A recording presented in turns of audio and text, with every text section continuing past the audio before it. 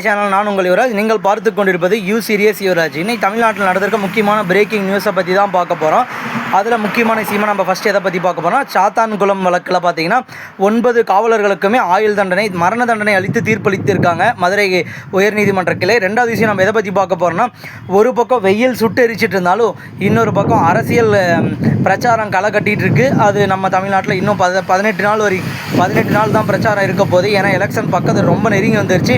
அடுத்ததாக வந்து பார்த்திங்கன்னா மூணாவது விஷயம், ஐபிஎல் ஒரு பக்கம் நெருங்கி வந்துட்டு இருந்தாலும் நேற்று நடந்த ஆட்டத்தில் வந்து பார்த்திங்கன்னா கொல்கத்தா வெர்சஸ் ராஜஸ்தான் கொல்கத்தா மேட்ச் நடந்துச்சுங்க.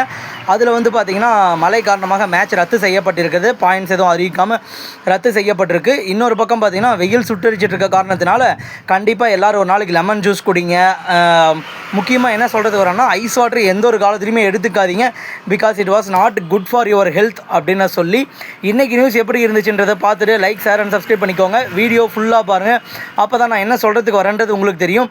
புதுச்சேரியிலும் நம்மளுடைய குரல் ஒலிக்கும்னு சொல்லி நம்மளுடைய முதலமைச்சர் ஐயா ஸ்டாலின் அவர்கள் அங்கேயும் போய் அவருடைய ஓட்டு சேகரிப்பில் ஈடுபட்டிருக்காரு. இது வரைக்கும் நம்ம நியூஸ் பார்த்தோம். Thank you guys, thank you. Like, share and subscribe பண்ணிக்கோங்க.